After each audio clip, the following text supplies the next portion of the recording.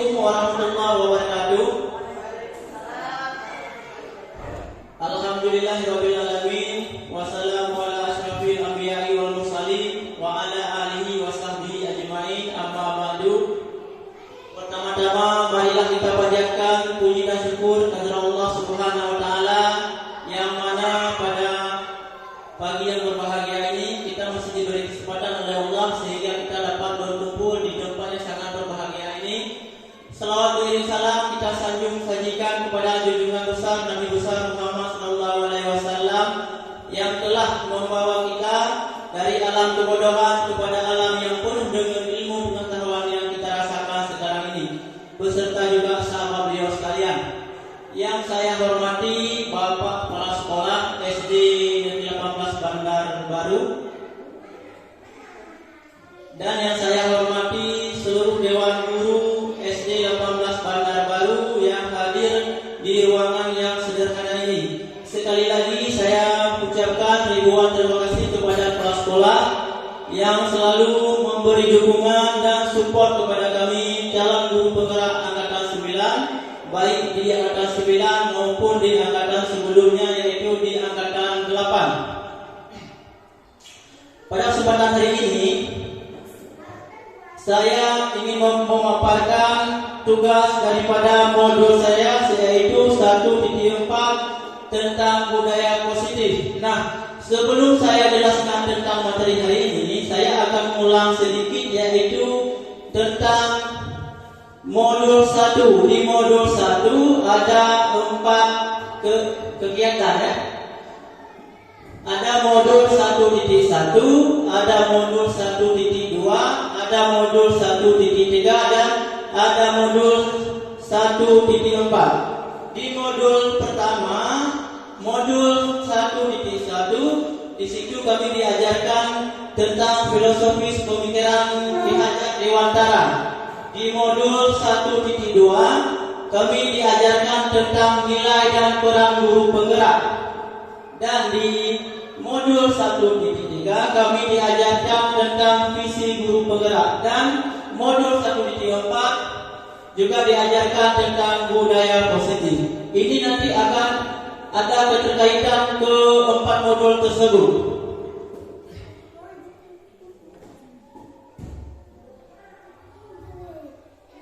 Tujuan akhirnya dari 4 modul yang tadi saya sebutkan, yang pertama filosofi pemikiran KHD, yang kedua nilai dan peran guru penggerak, yang ketiga yaitu visi guru penggerak, yang keempat yaitu 1.4 budaya positif. Sehingga nanti lahirlah profil pelajar Pancasila. Seperti kita ketahui, pada profil pelajar Pancasila ini ada 6 dimensi. Yang pertama beriman dan bertakwa, perbinekaan global, gotong royong, mandiri, kreatif, dan bernalar kritis. Itulah dimensi profil pelajar Pancasila yang kita ketahui. Baik ibu-ibu, di sini saya nanti akan masuk ke budaya positif. Di sini saya bukan menggurui ibu-ibu ya. Di sini kita sama-sama berbagi apa yang kami dapatkan di program guru penggerak. Di sini kita sama-sama yaitu sharing atau berkolaborasi atau juga bekerja sama. Apa yang kami dapatkan di program guru penggerak ini kita bagi bersama ibu-ibu di SD Negeri 18 Bandar Baru. Nanti tujuannya adalah sehingga terciptanya nanti budaya positif di SD kita, yaitu di SD 18 Bandar Baru. Baik ibu-ibu, sekarang kita lanjutkan.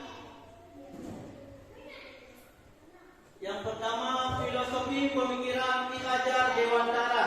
Yang pertama, pendidikan adalah menuntun. Selama ini pendidikan kita adalah menuntun, ibu ya.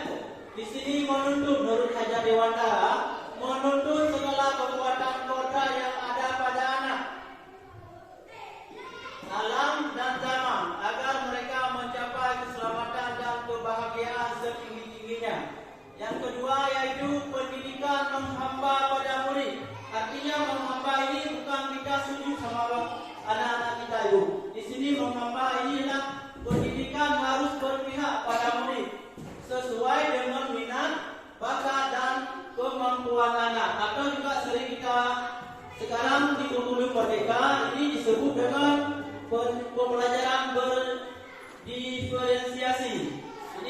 masuk kepada pendidikan yang berpihak pada murid. Ini sesuai ya, kebutuhannya itu dengan minat, bakat dan kemampuan si anak. Seperti kita ketahui, pembelajaran berdiferensiasi ini dia ada 3 gaya belajarnya. Yang pertama secara visual, secara audio dan secara kinestetik. Baik ibu, guru ibarat petani.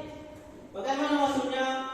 Sekolah ibarat lahan, tanah dan murid ibarat benih. Petani hanya bisa menuntun tumbuhnya benih dengan merawatnya. Artinya kita tanam padi itu jangan kita harapkan nanti hasilnya jagung. Ini yang tidak sesuai ya ibu ya. Di sini artinya kita harus menjaga peserta didik kita seperti kita menjaga tanaman padi.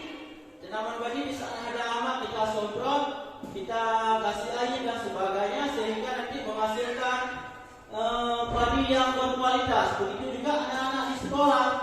Anak-anak di sekolah juga begitu. Harus kita jaga sesuai dengan bakat dan minat peserta didik.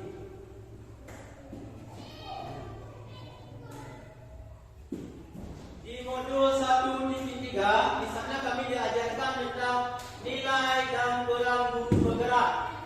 Dari pernyataan Ki Hajar Dewantara tersebut, maka seorang guru harus mempunyai nilai dan menjalankan perannya agar mampu menuntun tumbuh kembangnya murid melalui pengajaran yang berpusat pada murid. Ini pendidikan dan pengajaran ini hampir berdampingan ya, tapi artinya berbeda artinya. Yang pertama nilai dan guru penggerak. Di sini bukan nilai guru penggerak. Guru bapak-bapak dan ibu-ibu di sini juga harus mempunyai nilai tersebut. Yang pertama nilai mandiri. Ini nilai kita seorang guru kita harus ada 5 nilai ini. Bukan guru penggerak saja. Yang pertama mandiri. Mandiri, bagaimana kita harus mandiri. Yang kedua reflektif. Reflektif inilah ada 4 balinya. Di saat kita mengajar, kita ada di sekolah misalnya ada kepala sekolah. Nanti kita akan disupervisi oleh kepala sekolah. Artinya ada 4 balinya. Jadi kita tahu di mana kekurangan kita di saat kita dalam belajar. Yang ketiga yaitu ada inovatif. Artinya kita jangan sampai nanti seorang guru kita ketinggalan sama anak-anak kita. Artinya anak-anak lebih paham menggunakan IT dari kita dibandingkan kita seorang guru. Artinya di sini guru dituntut harus inovatif. Yang keempat kolaboratif. Kolaboratif inilah kerjasama ibu, kerjasama baik itu di sekolah dan juga di komunitas KKG. Yang kelima yaitu berpihak pada murid. Artinya pembelajaran kita harus berpihak pada murid. Yang peran guru penggerak. Peran guru penggerak yang pertama menjadi pemimpin pembelajaran.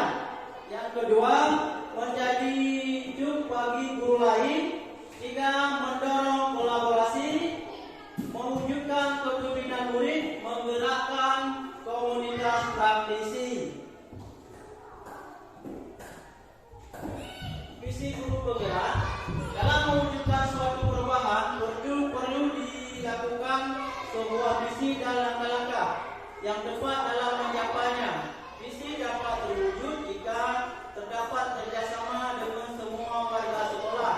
Oleh karena itu, dalam mewujudkan visi diperlukan langkah konkret menggunakan metode inquiry apresiatif atau IA dengan tahapan bagja. Nah, yang dikatakan dengan warga sekolah di sini yang mana? Nah, yang dikatakan dengan warga sekolah yang pertama ada kepala sekolah, dewan guru, wali murid, itu adalah termasuk dalam warga sekolah.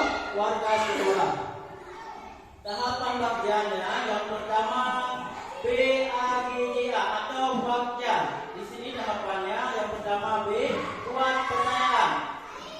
Yang kedua ambil pelajaran.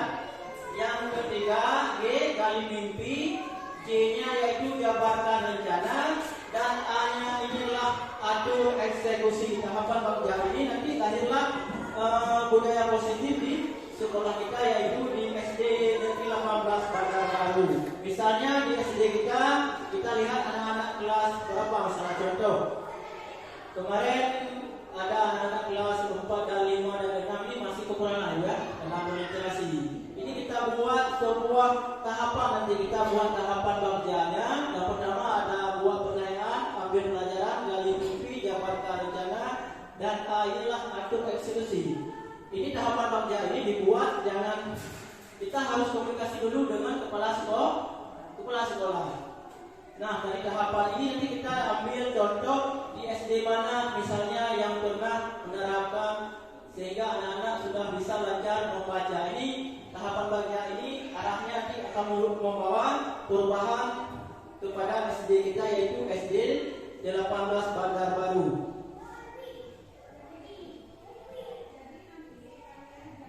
Di sini budaya positif. Di satu tempat kami diajarkan tentang budaya positif. Ibu tahu tak apa itu budaya positif? Atau pernah dengar positif, Ibu? Di sini ada budaya dan ada positif. Positif, kalau positif lawannya negatif. Apa itu positif? Berarti budaya positif itu budaya yang bagus, yang baik yang dilakukan di sekolah. Oh, iya, tepat sekali apa yang dikatakan tadi oleh Ibu Mulia Saputri, bahwa budaya positif itu adalah positif kebaikan. Budaya itu bisa kita katakan adalah kebiasaan yang baik yang pernah kita lakukan di sekolah. Kira-kira di sini kebiasaan baik yang pernah kita lakukan di sekolah apa saja kegiatannya? Misalnya baca Yasin setiap hari Jumat. Iya, bagus. Baca Yasin setiap hari Jumat itulah salah satu budaya positif yang ada di sekolah. Terus Jumat bersedekah itu juga masuk ke dalam budaya positif yang ada di sekolah kita. Dan juga kebiasaan 5S itu juga masuk juga ke dalam budaya positif. 5S itu apa itu 5S, Bu?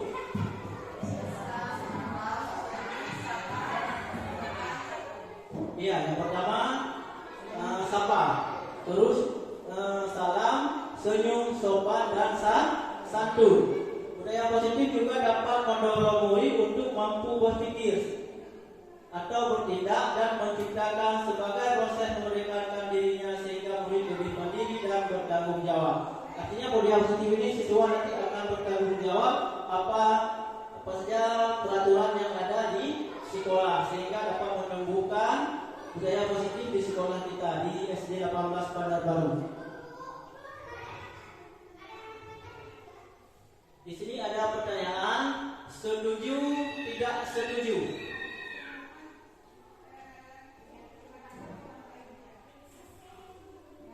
Baik Ibu, yang pertama kira-kira Ibu setuju nggak hukuman dapat mendisiplinkan anak?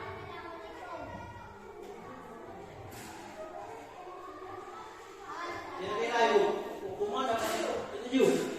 Setuju. Terus yang alasannya apa Ibu? Alasan setuju? Kadang-kadang kan hukuman dapat mendisiplinkan anak dalam arti begini, hukuman kan hukuman yang sewajarnya saja. Memperingatkan anak supaya dia ingat akan kesalahannya. Iya, artinya hukuman di sini setuju ya Bu ya? Hukuman dapat mendisiplinkan anak. Kalau menurut dia setuju. Tapi Ibu Asma ini kan? Tidak. Ibu Asma alasannya kenapa supaya tidak setuju?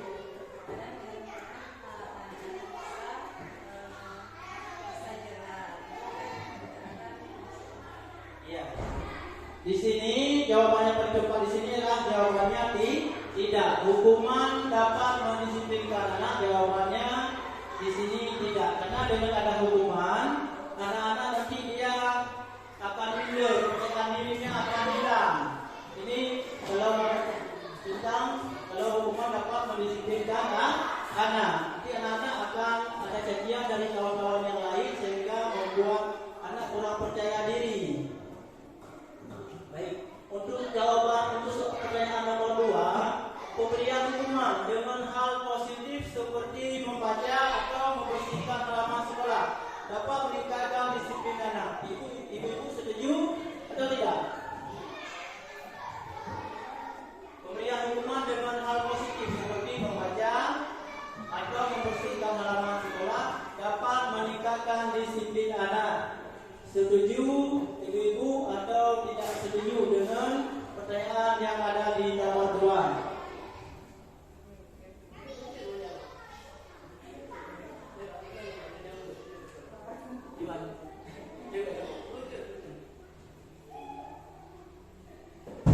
Baik, terima kasih Pak.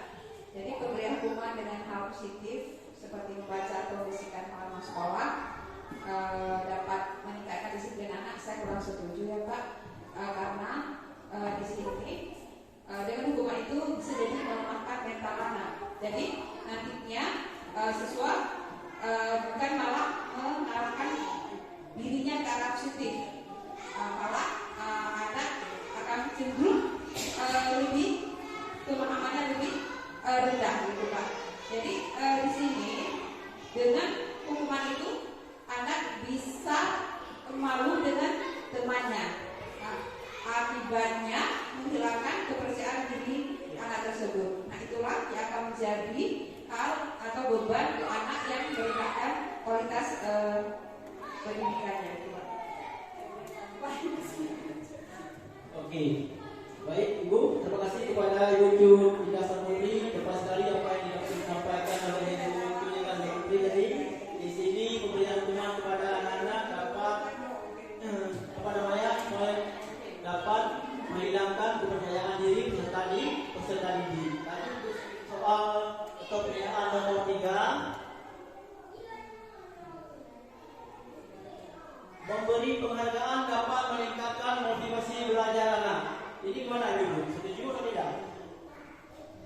Memberi penghargaan di akhir semester, biasanya kita lakukan di sini di akhir semester pemberian rapor, baik itu semester 1 dan juga semester kedua. Ini kita ada pemberian hadiah kepada anak-anak.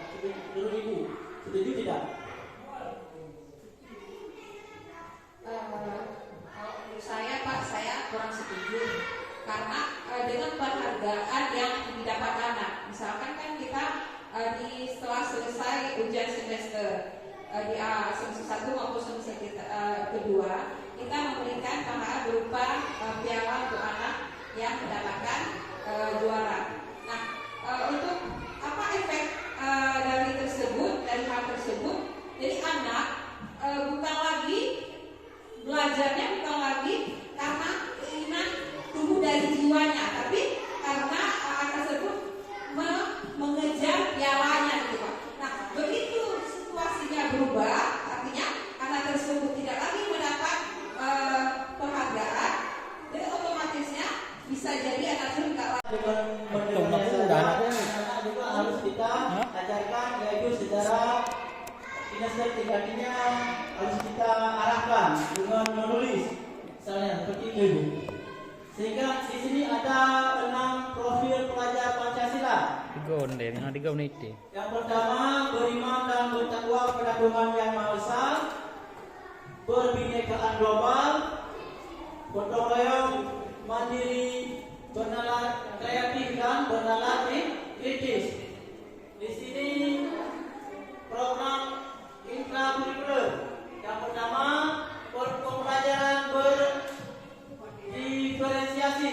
Capaian pelajaran disederhanakan, siswa memiliki cukup waktu untuk memahami konsep dan membuatkan kompetensi. Guru leluasa memiliki peralatan ajar sesuai kebutuhan. Program PAO ekstrakurikuler. Lintas mata pelajaran. Berorientasi pada perkembangan karakter dan kompetensi umur. Pembelajaran interdisipliner di luar kegiatan kelas, melibatkan masyarakat, muatan lokal dikembangkan sesuai isu nasional dan global. Program ekstrakurikuler ada sekolah kita dulu. Ada? KO ekstrakurikuler. Ada ya? Berarti setiap akhir semester kita ada anak misalnya ke tempat wisata ke Museum Tsunami di Banda Aceh. Nanti di sana kita arahkan peserta didik kita Di samping dia juga bisa bermain, kita diajarkan peserta ini. Di sana dia mencatat apa aja yang ada di Museum Tsunami. Itu adalah kegiatan KO ekstrakurikuler. Artinya kegiatan yang kita lakukan yaitu di luar jam program ekstrakurikuler itu. Jadi ada kita lakukan, biasanya kita lakukan di akhir semester.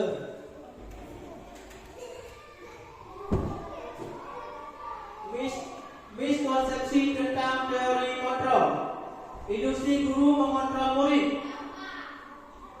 Ilusi bahwa semua penguatan positif, efektif dan bermanfaat. Ilusi bahwa kritik dan membuat orang merasa bersalah dapat menguatkan karakter. Ilusi bahwa orang dewasa memiliki hak untuk memaksa. Mengubah paradigma stimulus respons ke pendekatan teori kontrol. Yang pertama, stimulus respon tentang dunia. Teori kontrol tentang dunia. Yang pertama ada stimulus, sebelah kanan ada teori kontrol. Yang pertama realitas, kebutuhan sama. Di teori kontrol, realitas kebutuhan kita berbeda. Ini ada perbedaan ya dua. Yang pertama di stimulus respon dengan teori kontrol. Di stimulus respon semua orang melihat hal yang sama.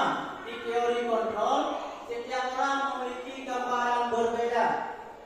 Kita mencoba mengubah orang agar berpandangan sama dengan kita. Di teori kontrol kita berusaha memahami pandangan orang lain tentang dunia. Stimulus respon, perilaku buruk dilihat sebagai kesalahan. Di teori kontrol semua perilaku memiliki tujuan. Stimulus respon, orang lain bisa mengontrol saya. Teori, hanya Anda yang bisa mengontrol diri Anda. Artinya di sini diri Anda artinya seperti misalnya ada kumpalan tangan ya Bu ya. Misalnya kita mau menggenggam sesuatu, di sini yang mengontrol itu adalah kita sendiri. Kita lanjut. Saya bisa mengontrol orang lain.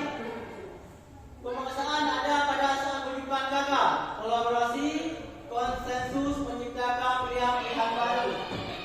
Stimulus respon, modal berpikir kalah menang. Ini teorinya, modal berpikir menang-menang.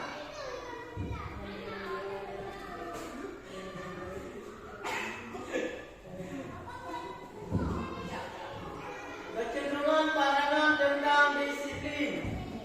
Yang pertama, tata tertib atau peraturan dan kepatuhan. Ketidaknyamanan. Pengertian disiplin. Apa itu pengertian disiplin, Bu? Pernah dengar disiplin?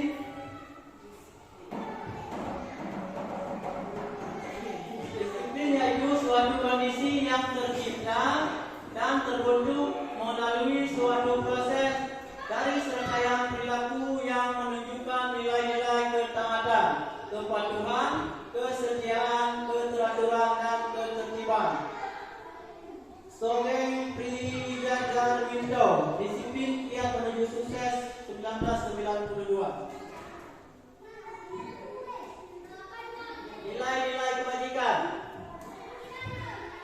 Sifat-sifat politik manusia yang merupakan tujuan mulia yang ingin dicapai setiap individu. Nilai-nilai tersebut bersifat universal dan lintas rasa, suku, bangsa, agama maupun latar belakang.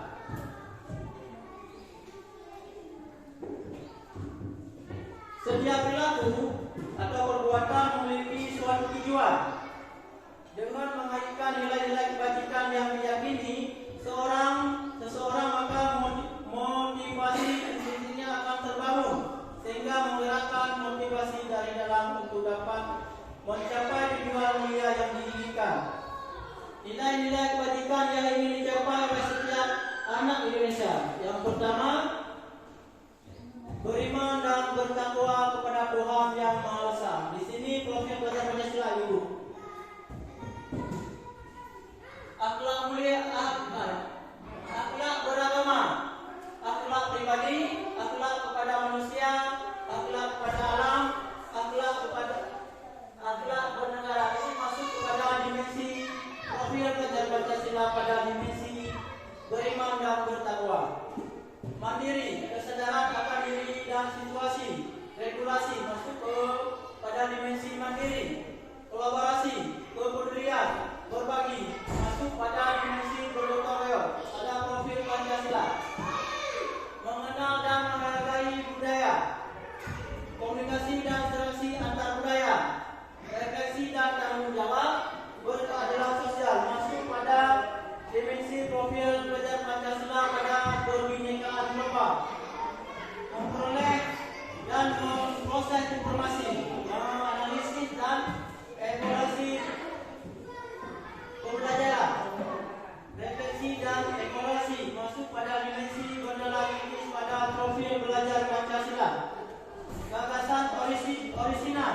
karya orisinil, keluasan berpikir, masuk pada dimensi belajar Pancasila pada dimensi kreatif. Kebutuhan dasar manusia yang pertama, kasih sayang dan rasa diterima, kebebasan, kesenangan, penguasaan. Unsur-unsur yang dibutuhkan oleh manusia dalam menjaga keseimbangan baik secara fisiologis maupun psikologis. Kebutuhan dasar manusia. Yang pertama tadi ada 5, bertahan hidup, kasih sayang dan rasa diterima, penguasaan, kebebasan, dan yang terakhir yaitu kesenangan. Bertahan hidup. Yang pertama makanan, pakaian, tempat tinggal, keturunan dan kesehatan. Kasih sayang dan rasa diterima. Rasa diterima, dipedulikan, kerjasama, menjadi bagian dari kelompok. Penguasaan, harga diri, didengar, memimpin, diakui dan berprestasi. Kebebasan, mandiri, memiliki pilihan, mencoba hal baru, mampu mengendalikan arah dirinya. Kesenangan, bermain, humor, antusias, dan tertawa.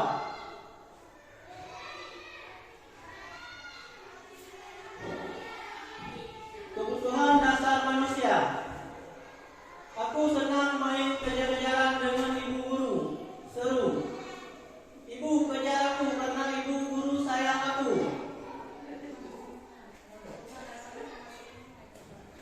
Aku hebat kan?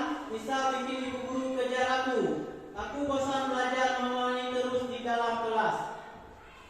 Ini masuk mana lu?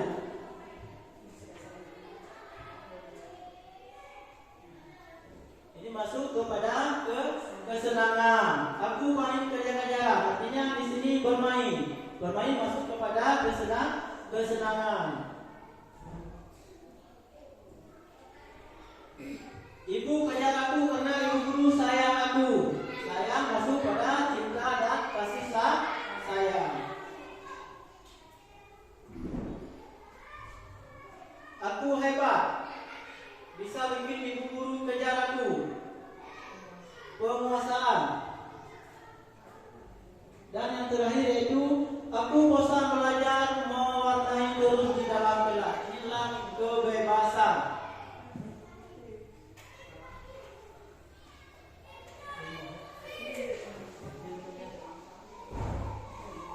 Motivasi perilaku manusia. Yang pertama motivasi ekstrinsik. Apa itu ekstrinsik, Bu?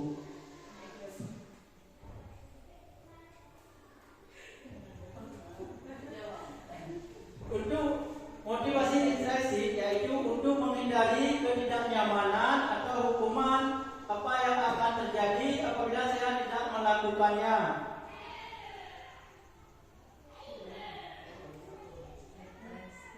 Motivasi ekstrinsik, kalau ini dari dalam, kalau ekstrinsik ini dari luar. Untuk mendapatkan imbalan dari orang lain, industri atau apa yang akan saya dapatkan apabila saya melakukannya.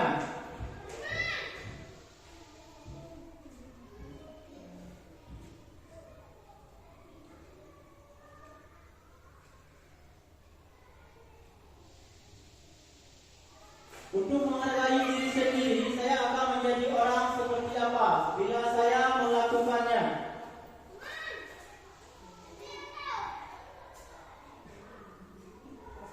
Dihukum oleh penghargaan, bahwa penghargaan berlaku sama dengan hukuman dalam arti meminta atau menunjuk seseorang melakukan sesuatu untuk memenuhi suatu tujuan tertentu dari orang yang meminta atau memujuk. Dorongannya eksternal dan akan ada faktor ketergantungan.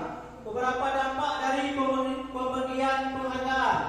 Yang pertama, pengaruh jangka panjang, pendek dan jangka menengah. Penghargaan mengukur, mengurangi ketidaktepatan. Penghargaan negatif, penghargaan merusak hubungan, penghargaan menurunkan kualitas, penghargaan mematikan kreativitas, penghargaan mengurangi motivasi intrinsik. Inilah seperti jawaban yang pertama tadi. Artinya penghargaan di sini dapat mengurangi kedekatan. Bentuk program kebajikan, apresiasi. Dalam pemberian apresiasi, pengakuan, perlu diingatkan beberapa hal. Beri pengakuan secara khusus, beri pengakuan secara pribadi, beri pengakuan kepada semua murid atau bergantian, beri pengakuan secara konsisten, fokus pada proses. Contoh pengakuan atau apresiasi kebajikan. Yang pertama, pembuka, nilai kebajikan situasi. Kemarin saya perhatikan nilai kebajikannya, rasa empatimu besar sekali. Situasi pada saat menolong murid baru di kelas. Saya menghargai. Nilai kebajikannya, kepedulianmu. Situasi pada saat kamu membantu teman-temanmu di tugas kelompok. Pembuka, terima kasih untuk. Nilai kebajikannya, rasa tanggung jawab. Situasi pada saat kamu memungut kertas-kertas yang berserakan tadi di lantai. Tugas perbedaan hukuman dan konsekuensi. Nah, tindakan guru, hukuman atau konsekuensi. Yang pertama, mencatat 100 kali di dalam buku kalimat. Saya tidak akan terlambat lagi karena terlambat ke sekolah. Di sini hukuman, masuk kepada hukuman. Yang kedua, lari mengelilingi lapangan basket 2 kali karena terlambat hadir ke sekolah. Ini juga berupa hukuman. Murid diminta untuk push up 15 kali karena tidak menggunakan masker ke sekolah. Ini juga masuk kepada hukuman. Menggantikan kertas-kertas teman yang telah dicoret-coret. Konsekuensi. Membersihkan tumpahan air di meja tulis karena tersenggol pada saat jam pelajaran. Ini juga konsekuensi. Murid disuruh untuk mengenakan sepatu seharian di sekolah karena tidak mengenakan sepatu hitam. Ini juga berupa hukuman. Lari mengelilingi lapangan basket 2 kali karena terlambat 10 menit untuk pelajaran video. Konsekuensi. Perbedaan hukuman dan konsekuensi. Sesuatu yang menyakitkan harus terjadi. Konsekuensinya sesuatu harus terjadi. Hukuman membuat anak sakit, fisik maupun hati, untuk jangka waktu yang lama. Konsekuensinya membuat anak merasa tidak nyaman dalam jangka waktu pendek. Hukuman anak membenci kedisiplinan. Konsekuensinya anak menghargai disiplin. Hukuman paksaan. Konsekuensinya stimulus atau tanggapan. Di hukuman mendorong anak menyakiti dirinya sendiri. Konsekuensinya mendorong anak agar mudah menyesuaikan diri. Konsep diri yang buruk. Konsekuensinya konsep diri yang baik. Anak belajar untuk menyembunyikan kesalahan. Konsekuensinya anak belajar untuk mematuhi peraturan. Hukuman marah, rasa bersalah, dipermalukan, merasa tak dihargai. Konsekuensinya kehilangan hak, dibuat tidak nyaman, diasingkan untuk sementara.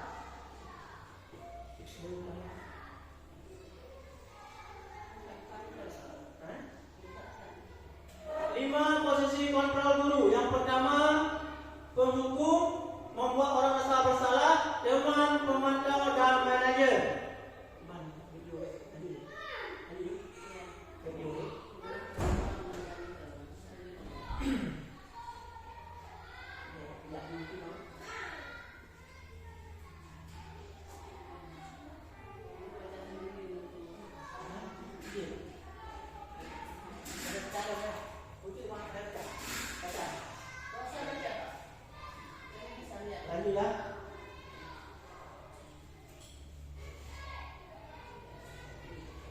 Keyakinan kelas. di posisi 5 kontrol guru nanti akan kita putar video setelah putarnya selesai ya. Kita lanjut kepada keyakinan kelas. Mengapa tidak peraturan saja? Mengapa harus keyakinan kelas? Mengapa kita memiliki peraturan harus menggunakan helm bila mengendarai kendaraan roda 2? Mengapa kita memiliki peraturan harus datang tepat waktu pada saat mengikuti pelatihan? Untuk mendukung motivasi intrinsik, kembali kepada nilai-nilai atau keyakinan-keyakinan lebih menggerakkan seseorang dibandingkan mengikuti serangkaian peraturan-peraturan. Keyakinan kelas. Dalam membentuk keyakinan kelas bersifat lebih abstrak daripada peraturan yang lebih rinci dan konkret. Keyakinan kelas berupa pernyataan-pernyataan universal. Pernyataan keyakinan kelas senantiasa dibuat dalam bentuk positif. Keyakinan kelas hendaknya tidak terlalu banyak sehingga mudah diingat dan dipahami oleh semua warga sekolah. Keyakinan kelas sebaiknya sesuatu yang dapat diterapkan di lingkungan tersebut. Semua warga kelas hendaknya ikut berkontribusi dalam pembuatan keyakinan kelas lewat kegiatan curah pendapat. Bersedia meninjau kembali keyakinan kelas dari waktu ke waktu. Pertama-tama perlu diciptakan dan disepakati adalah keyakinan-keyakinan atau prinsip-prinsip dasar bersama warga kelas. Peraturan, keyakinan kelas. Peraturan selalu kembalikan buku ke depannya. Keyakinan kelas, tanggung jawab. Peraturan dilarang mengganggu orang lain. Keyakinan kelasnya menghormati orang lain. Hadir di sekolah 15 menit sebelum pelajaran dimulai. Menghormati di keyakinan kelas, menghormati orang lain atau berkomitmen. Dilarang melakukan kekerasan. Peraturannya, keyakinan kelasnya, keselamatan, menghormati orang lain. Dilarang menggunakan narkoba. Peraturan, keyakinan kelasnya, kesehatan. Bergantian atau menunggu giliran. Peraturannya, keyakinan kelasnya menghormati orang lain atau bersabar. Peraturan gunakan masker. Keyakinan kelasnya kesehatan atau keselamatan. Peraturan jangan berlari di kelas atau koridor. Keyakinan kelasnya keselamatan dan keamanan. Segitiga restitusi. Restitusi adalah proses menciptakan kondisi bagi murid untuk memperbaiki kesalahan mereka, sehingga mereka bisa kembali kepada kelompok mereka dengan karakter yang lebih kuat. Restitusi juga merupakan proses kolaboratif yang mengajarkan murid untuk mencari solusi untuk masalah mereka dan membantu murid berpikir tentang orang seperti apa yang mereka inginkan, tujuan mulia, dan bagaimana mereka harus memperlakukan orang lain. Segitiga restitusi yang pertama, menstabilkan identitas. Validasi tindakan salah, menanyakan keyakinan. Menstabilkan identitas ada dua. Yang pertama, membuat kesalahan adalah bagian dari proses pembelajaran. Menggeser identitas gagal ke identitas sukses. Validasi tindakan salah. Setiap perilaku berupaya memenuhi kebutuhan tertentu. Guru bergeser dari pemikiran stimulus respon ke proaktif. Menanyakan keyakinan. Murid diberi pertanyaan-pertanyaan bermakna untuk memunculkan motivasi secara intrinsik. Mampu mengaitkan keyakinan dengan tindakan yang salah. Yang pertama, menstabilkan identitas. Untuk membuat anak yang merasa gagal karena berbuat salah menjadi positif terhadap dirinya, guru berkata, berbuat salah itu hal yang manusiawi. Tidak ada manusia yang sempurna. Bapak atau ibu juga buat salah. Kita pasti bisa menyelesaikan permasalahan ini. Bapak atau ibu tidak tertarik untuk mencari tahu siapa yang benar, siapa yang salah. Bapak atau ibu lebih tertarik untuk menyelesaikan masalah. Kalau kamu menyalahkan dirimu sendiri terus menerus, apakah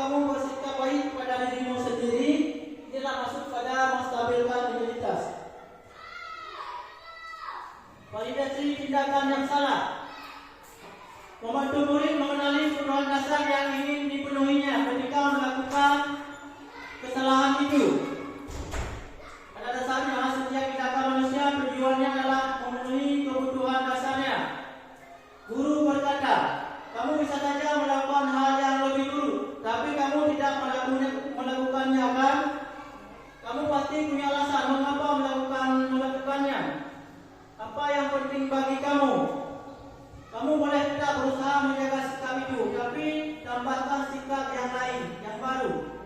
Maukah kamu belajar cara lain untuk mendapatkan yang kamu butuhkan tanpa harus memukul? Apa kamu bisa melakukan dengan lebih baik besok lagi? Yang terakhir juga sedang menanyakan keyakinan kelas. Menanyakan keyakinan. Anda melihat kesalahannya dihubungkan dengan norma sosial dan nilai-nilai yang mendasari manusia berinteraksi dengan orang lain. Guru berkata, apa nilai yang kita percaya di kelas sekolah kita? Nilai-nilai universal apa yang telah kita sepakati? Kelas yang ideal itu seperti apa sih? Kamu ingin jadi anak yang seperti apa? Apa yang kamu rasakan? Ketika kamu melakukan itu, kamu menjadi orang yang seperti apa? Di sini ada praktek segitiga restitusi.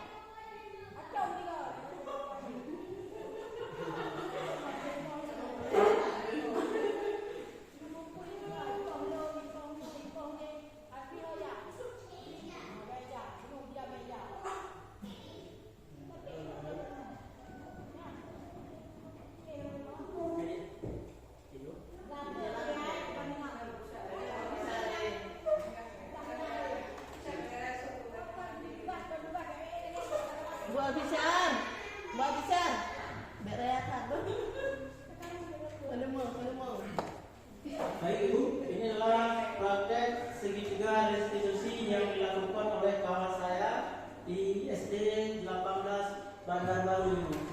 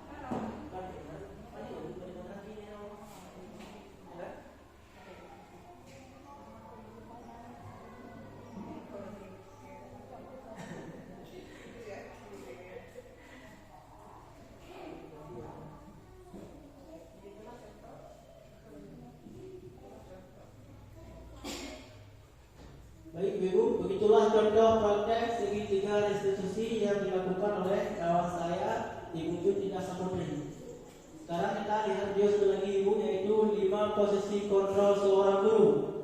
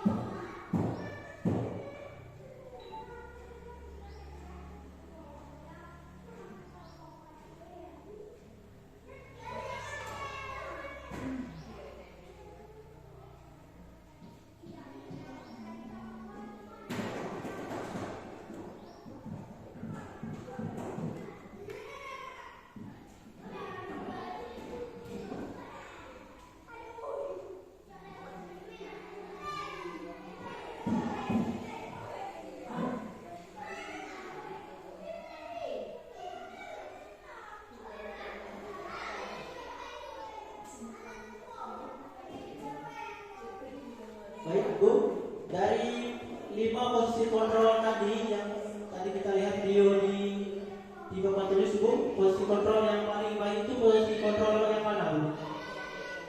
Pertama ada 5 posisi kontrol tadi. Yang pertama pembuku, merasa bersalah, teman, pemantau, dan satu lagi yaitu manajerial. Karena 5 posisi kontrol tadi Bu, yang paling baik itu posisinya di mana Bu?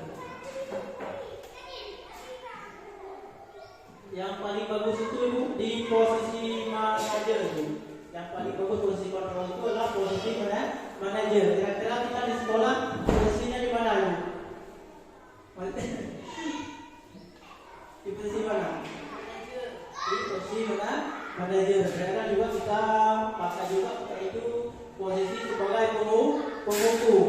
Saya pribadi inilah baru selama itu program guru penggerak, inilah posisi kami baru tahu ini ternyata ada posisi manajer. Dulunya kami tak pernah berpikir ada posisi manajer di sini. Paling-paling pemantau. Dan sering kita lakukan di sekolah yaitu sebagai penghukum dulunya. Ibu kan kalau ada anak-anak yang ada langsung kita dibaik Ibu. Dari pada pembicaraan hari ini dapat kita simpulkan bahwa untuk menciptakan budaya positif di sekolah berdampak positif pada lingkungan sekolah dan perkembangan siswa. Budaya positif di sekolah mencakup nilai-nilai dan standar yang mendorong kerjasama, rasa hormat, disiplin dan sikap yang sehat selama proses belajar mengajar. Mungkin demikian yang saya dapat paparkan pada hari ini. Saya akhiri wabillahi taufiq wal hidayah. Assalamualaikum warahmatullahi wabarakatuh.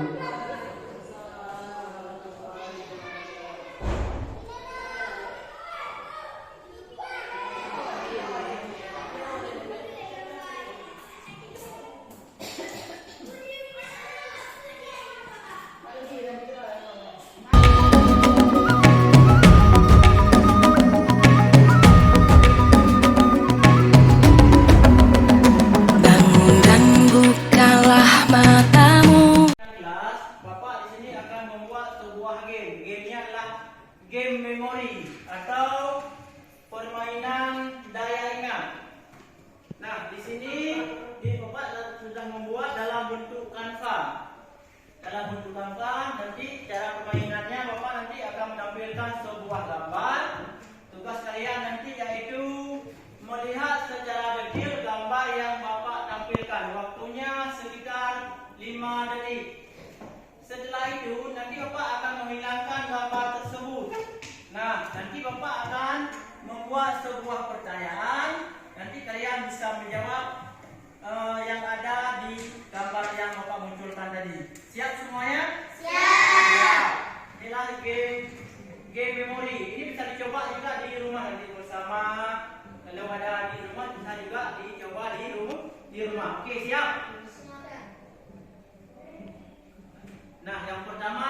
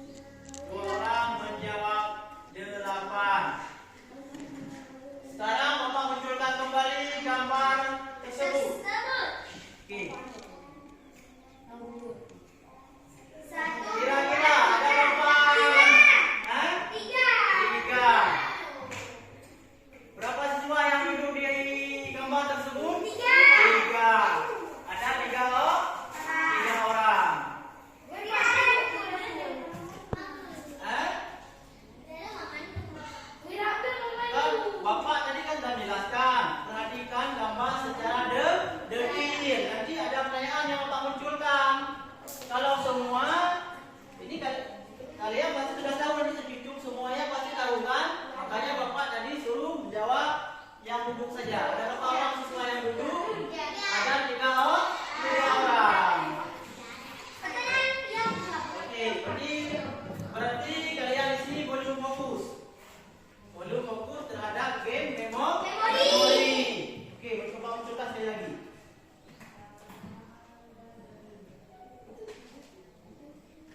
Nah, ini gambar yang kedua, Bapak munculkan.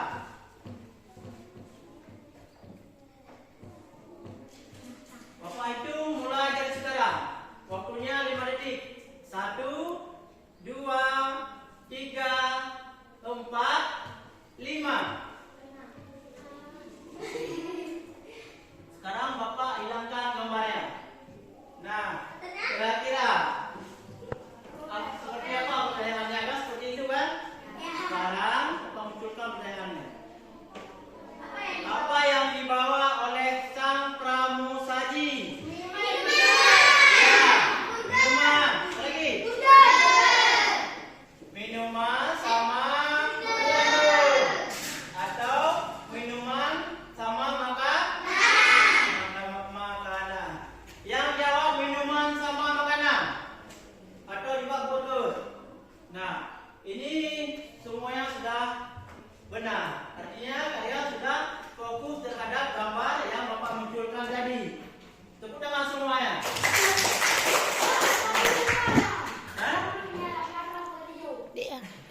Kira-kira seru permainannya. Sekarang kita masuk kepada keyakinan kelas. Nanti setelah kita buat keyakinan kelas, Bapak akan menampilkan sebuah permainan atau activity yang terakhir. Nanti tugas kalian yaitu memejamkan mata kalian, terus kalian nanti akan membaca suatu gambar yang ada di yang Bapak tampilkan di layar kaca. Oke. Kita lanjut ke kira-kira ada yang tahu nggak apa itu keyakinan kelas? Tahu. Pernah dengar? Pernah. Kira-kira apa itu keyakinan kelas? Suatu yang dapat diterapkan di lingkungan kelas yang melibatkan semua warga kelas melalui kegiatan curah mendapat dan ditinjau kembali dari waktu ke waktu. Ya, tepuk tangan kepada Alfi Syamina. Ya, terima kasih. Pengertian keyakinan kelas adalah sesuatu yang dapat diterapkan di lingkungan kelas yang melibatkan semua warga sekolah. Yang dikatakan warga sekolah di sini yang mana? Semua siswa. Semua siswa juga wali kelas. Karena kita membuat keyakinan kelas, artinya ruang kelas kita ini harus kita buat suatu aturan. Dengan ada aturan tersebut nanti pembelajaran kita tidak terganggu, tidak ada anak misalnya di saat Bapak terangkan modal pergi keluar. Ini tidak ada dengan ada keyakinan kelas ini. Keyakinan kelas juga dibuat bukan atas kemauan Bapak. Inilah bersama kita buat. Nanti setelah kita buat keyakinan kelas, kalau sudah jadi nanti semua siswa juga akan menandatanganinya. Ialah untuk keyakinan kelas yang kita buat nanti. Yang kedua itu tujuan kesempatan kelas. Apa tujuannya?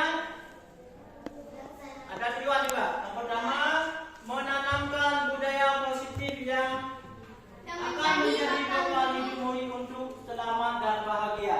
Inilah kebiasaan. Pernah dengar budaya positif? Positif itu apa? Baik. Positif biasa. Lawan positif apa? Negatif. Artinya positif itu adalah yang baik. Sedangkan budaya itu adalah kebiasaan yang kita lakukan. Kebiasaan. Nah, kebiasaan inilah nanti yang kita lakukan misalnya dengan ada keyakinan jelas akan lahirlah budaya positif di ruang kelas kita. Kebiasaan yang baik. Yang kedua apa yang kedua? Menjadikan keyakinan kelas sebagai pembiasaan yang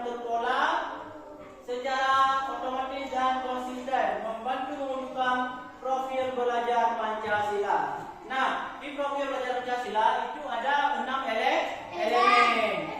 Pernah dengar? Pernah. Ya. Pernah dengar lagu profil belajar Pancasila? Pernah.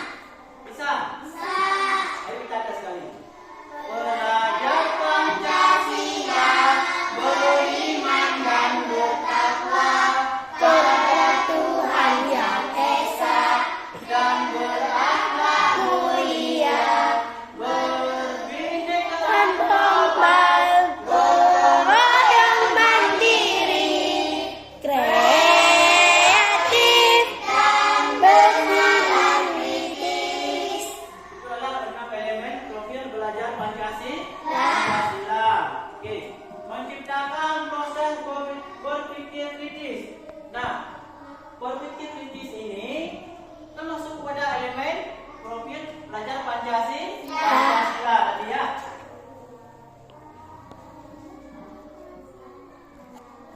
Dan terbuka dalam menggali nilai kebajikan diri. Kita lanjut. Nah, apa namanya? Jangan ada keyakinan kelas. Kalian pernah nggak memimpikan, misalnya kelas kita ini maunya seperti apa? Pernah? Seperti apa maunya? Maunya bagus, baik.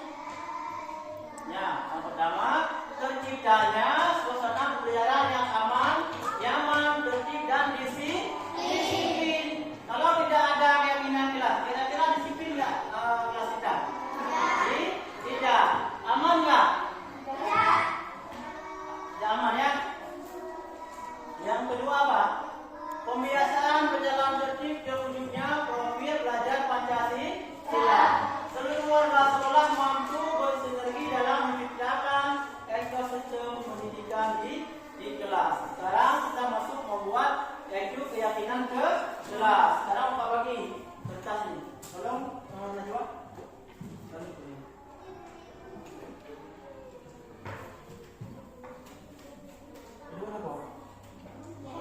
Nah, langkah yang pertama nanti kalian mau nulis apa namanya keyakinan kelas atau nah nanti kalian membuka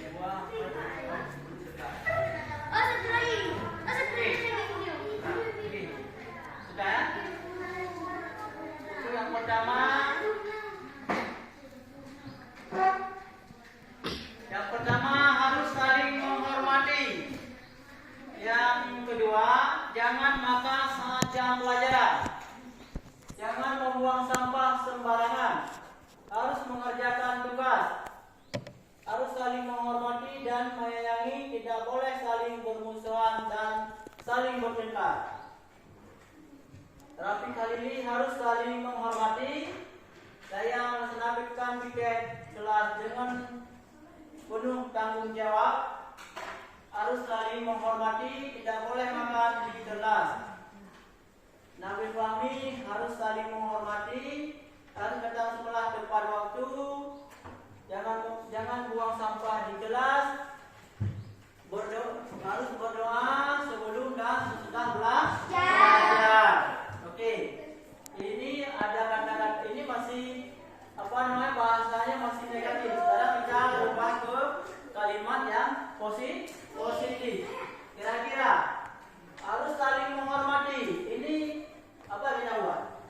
Saling menghormati kita singkat saja. Yang pertama harus ada saling menghormati. Harus datang ke sekolah tepat waktu. Kalimat positifnya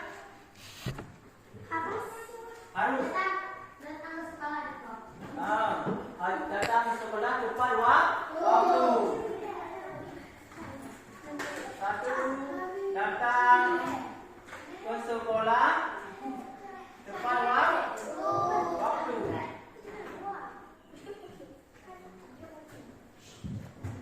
Untuk yang kedua, di sini ada harus berdoa sebelum dan sesudah belajar. Kira-kira kalau posisinya seperti apa? Berdoa sebelum dan sesudah belajar. Yang hadir tepat waktu ya. Yang pertama hadir tepat waktu. Hadir tepat waktu. Hadir tepat waktu. Ini masuk kepada disiplin. Untuk yang kedua, berdoa sebelum dan sesudah belajar. Ini masuk ke mana? Berdoa. Ini disiplin, ini berdoa. Untuk nomor 3,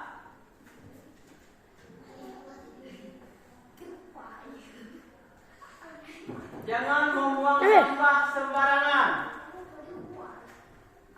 Kalimat positifnya seperti apa? Jangan buang sampah. Gimana Nabi Fahmi? Jangan buang sampah sembarangan. Menjaga kebersihan kelas. Pak, atau menjaga kebersihan. Menjaga kebersihan kelas. Oke, menjaga kebersihan kelas. Itu yang nomor 3. Jangan makan saat jam pelajaran. Kalimat positifnya seperti apa?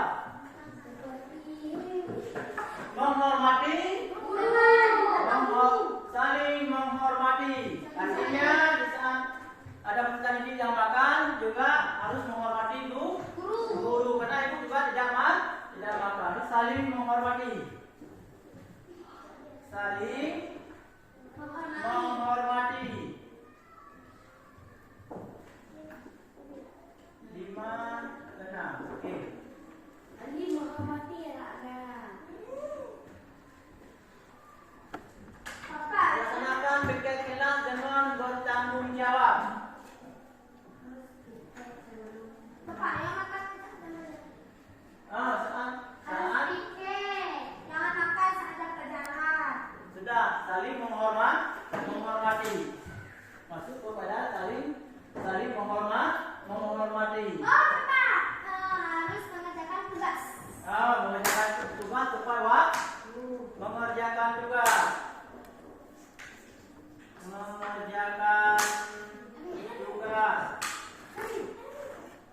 Apa lagi?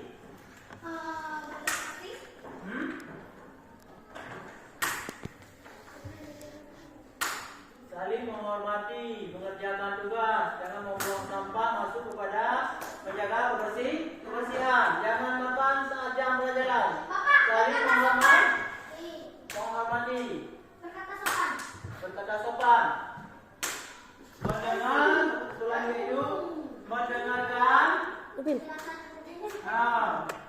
Mendengarkan.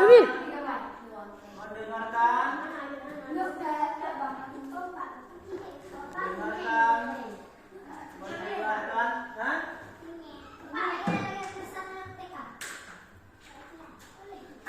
Oke. Ini ada 6 ya. Ada 6 keyakinan kelas kita.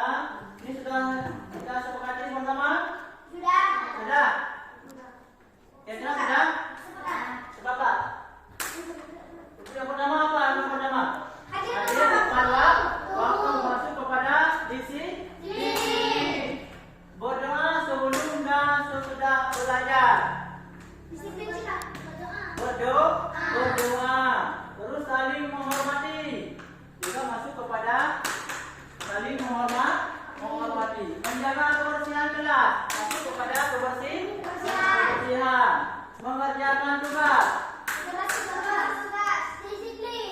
Disiplin. Dan terakhir itu mendengarkan guru berbicara.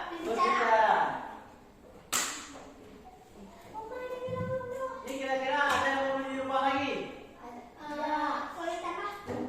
Ditambah juga boleh. Apa yang mau ditambah? Ada yang mau ditambah lagi? Hah? Hadir tepat waktu. Oke.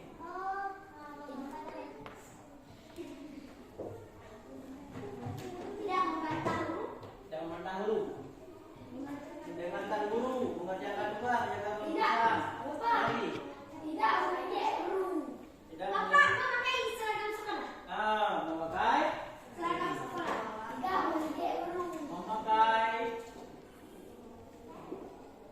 Seragam sekolah.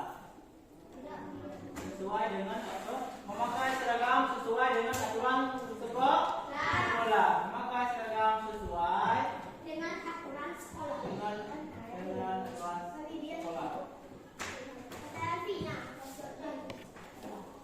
Oke, jadi sudah oke? Sudah. Nanti Bapak ketik di kanva. Keyakinan kelas, oke. Mengerjakan tugas. Ini masuk kepada bertanggung jawab. Oke. Sudah mengerti bersama keyakinan kelas kita? Coba. Sekarang semuanya tanda tangan.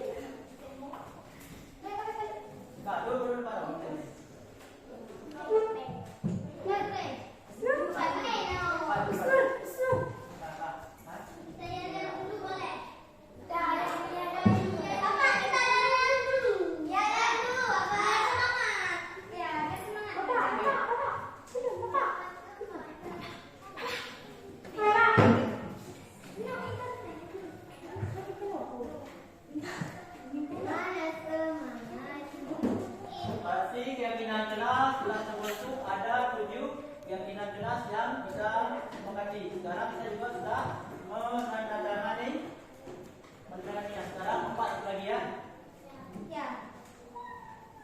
Untuk yang pertama, nanti agak pasti yang lebih bagus. Yang pertama keyakinan kelas kita hadir tepat waktu. Sudah kita sepakati? Sudah. Berdoa sebelum dan sesudah belajar. Sesuai? Sesuai. Saling menghormati. Sesuai? Sesuai. Saling menghormati artinya tidak ada siswa yang makan di dalam kelas. Menjaga